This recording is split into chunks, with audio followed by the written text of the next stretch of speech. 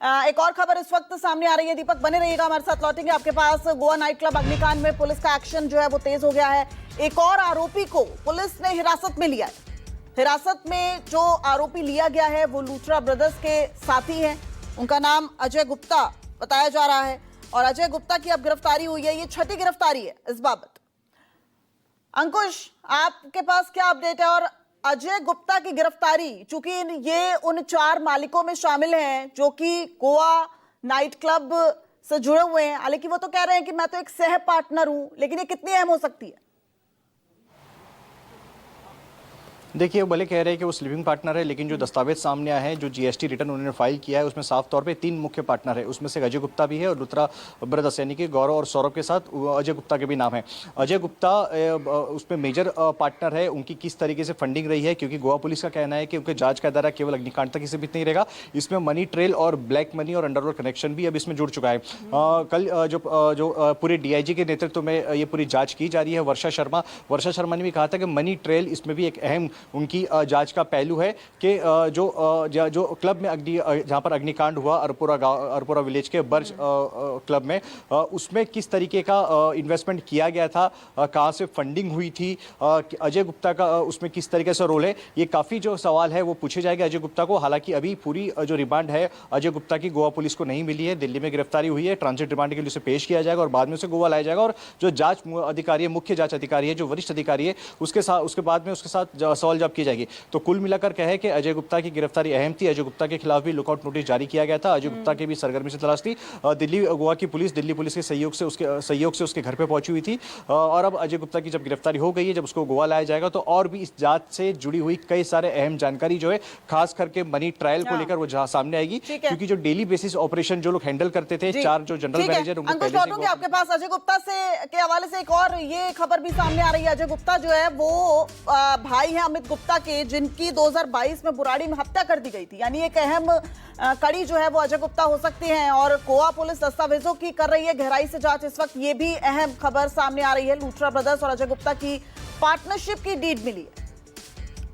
Goa police अब इन दस्तावेजों की गहराई से जांच कर रही है। जिस तरीके से हमारे सहयोगी अब बता रहे हैं, लूथरा ब्रदर्स और अजय गुप्ता की फंडिंग में अंडरवर्ल्ड कनेक्शन भी सामने आ रहे हैं।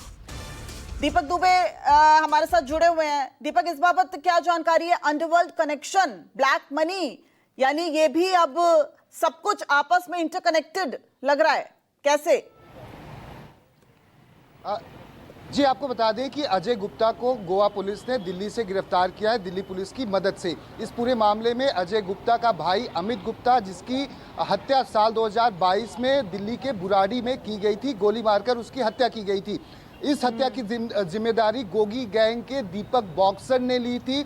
जितेन गोगी के लिए वो काम करता था और दीपक बॉक्सर को साल 2022 में इसे विदेश से पकड़कर यहाँ पर लाया गया था और जितेन गोगी की दिल्ली के कोर्ट में ही हत्या कर दी गई थी गोली मारकर। तो और आपको बता दें कि इस पूरे मामले में जो अजय गुप्ता का भाई अमित गुप्ता है, वो बिल्डर था।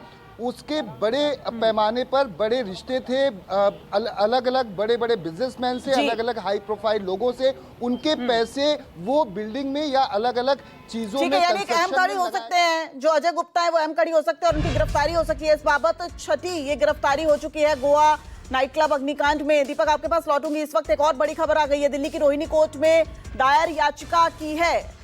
अब लूथरा ब्रदर्स ने रोहिणी कोर्ट में याचिका दायर की है और आज ये मामले की सुनवाई भी होनी है। दीपक, जमानत के लिए अब लूथरा ब्रदर्स कोर्ट का रुख करता नजर आ रहा है। कितनी पॉसिबिलिटी है, कोई राहत मिलेगी?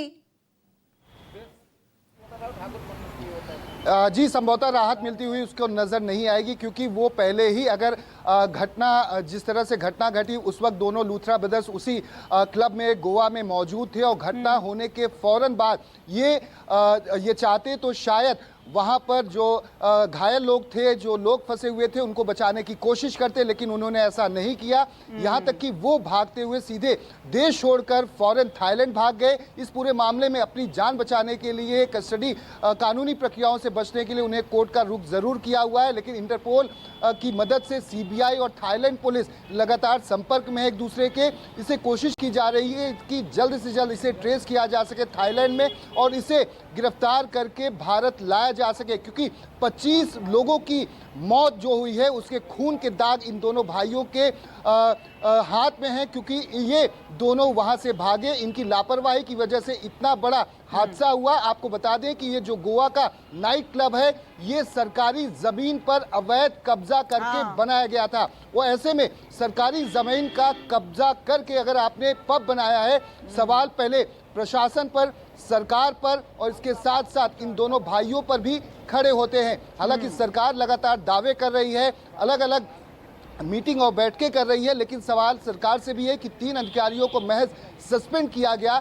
वो अधिकारी जिन्होंने इनको लाइसेंस अप्रूव किए, वो अधिकारी जो लगातार वहां पर जांच करने के लिए जाते थे, वो अधिकारी जिनकी कहीं ना कहीं मिली भगत जरूर थी। यही वजह है कि ये पब आलीशान वहां पर चलता रहा, सालों से चलता रहा, जबकि वहां पर फायर नॉर्म्स के उल्लंघन एक के बाद एक किए गए। और ऐसे में इन दोनों ने एंटीसिपेटरी बेल के लिए महज अप्लाई जरूर किया हुआ है, लेकिन संभवतः इन्हें राहत नहीं मिलेगी, क्योंकि इंटरपोल के संपर्क में और थाईलैंड पुलिस के संपर्क में सीबीआई है, गोवा पुलिस है और लगातार कोशिश की जा रही है कि इसे जल्द से जल्द ट्रेस किया जाए। दीपक, अगर रोहिणी कोर्ट से इनको अग्रिम जमानत नहीं मिलती है तो फिर इनके लिए कितनी मुश्किलें खड़ी हो सकती हैं, उस बात पर भी जाएंगे।